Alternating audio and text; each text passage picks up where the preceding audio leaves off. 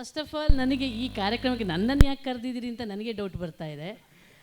ಯಾಕಂದರೆ ಮಾಧ್ಯಮದ ದಾರಿ ತಪ್ಪಿಸಿದವರದ್ದು ಅವರನ್ನು ಕರೀಬೇಕಿತ್ತು, ಅವರ ಆತ್ಮಾವಲೋಕನ ಮಾಡಿಸ್ಬೇಕಿತ್ತು ನೀವು. ನಾವೆಲ್ಲೋ ಇನ್ನೂ ತತ್ವ ಸಿದ್ಧಾಂತ ಇಟ್ಕೊಂಡು ನಡೀತಿದ್ದವರನ್ನೇ ಮತ್ತೆ ಕರೆದು ನೀವು ಇಲ್ಲಿ ಕಟಕಟೆಯಲ್ಲಿ ನಿಲ್ಲಿಸಿ ಯಾಕೆ ತಪ್ಪಿದ್ದೀರಿ ಅಂತ ಕೇಳಿದ್ರೆ ಅದಕ್ಕೆ ಉತ್ತರ ಹೇಳೋದು ಸ್ವಲ್ಪ ಕಷ್ಟ.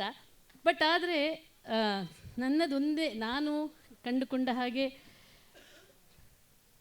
ಮಾಧ್ಯಮ ಯಾಕೆ ದಾರಿ ತಪ್ಪಿದೆ ಅನ್ನೋದನ್ನು ಜರ್ನಲಿಸ್ಟ್ಗಳು ಖುದ್ದಾಗಿ ಅವರೇ ಅದಕ್ಕೆ ಉತ್ತರ ಕೊಡಬೇಕಿತ್ತು.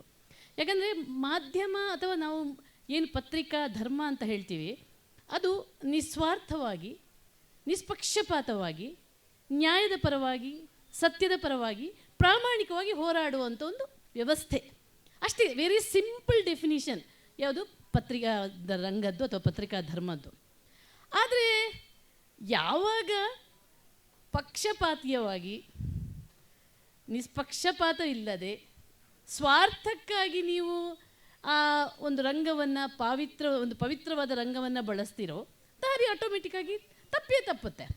ಈಗ ಒಂದು ಸುದ್ದಿ ಮಾಡುವಾಗ ಫಸ್ಟ್ ಇದರಿಂದ ನನಗೇನು ಲಾಭ, ಈ ಸುದ್ದಿ ಪ್ರಕಟ ಮಾಡಿದ್ರೆ ನನಗೇನು ತೊಂದರೆ ಆಗಬಹುದು, ನನ್ನ ಗಂಡನಿಗಾಗ್ಬೋದಾ, ನನ್ನ ಮಕ್ಕಳಿಗಾಗ್ಬೋದಾ, ಹೀಗೆ ಆ ರೀತಿಯ ಯೋಚನೆ ಮಾಡಿಕೊಂಡು ನೀವು ಮಾಡ್ತಾ ಹೋದರೆ ನಾನು ಸುದ್ದಿ ಮಾಡಿದ್ರೆ ಸರ್ಕಾರ ನನಗಿನ್ನೂ ಏನು ಅಡ್ವರ್ಟೈಸ್ಮೆಂಟ್ ಕೊಡುತ್ತಾ ಇಲ್ವಾ, ಅಥವಾ ನನಗೆ ಕೊಡೋ ಪ್ಯಾಕೇಜನ್ನು ಕಡಿಮೆ ಮಾಡುತ್ತಾ ಇಲ್ವಾ, ಈ ರೀತಿಯ ಯೋಚನೆ ಮಾಡಿದ್ರೆ ಅದು ಸುದ್ದಿ ಆಗಿರಲ್ಲ, ಅದು ಸರಕಾಗಿ ಉಳ್ಕೊಳ್ಳುತ್ತೆ, ಫ್ಯಾಕ್ಟ್ರಿ ಆಗ್ತೀವಿ ನಾವು.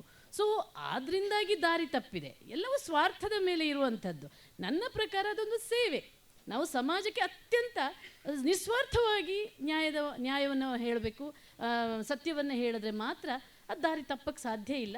ಹಾಗಾಗಿ ಅದು ನಿಮ್ಗೆ ಓಪನ್ ಆಗಿದೆ. It's a mirror is like ಅದು media is like a mirror. ಅದು ಕಣ್ಮುಂದೆ ಇದೆ, ಎಲ್ಲರೂ ಯಾರು ಕೇಳಿದ್ರು ಕೂಡ ಹೇಳ್ತಾರೆ ಯಾವುದು ತಪ್ಪಿದೆ ಯಾವುದು ತಪ್ಪಿಲ್ಲ ಅಂತ.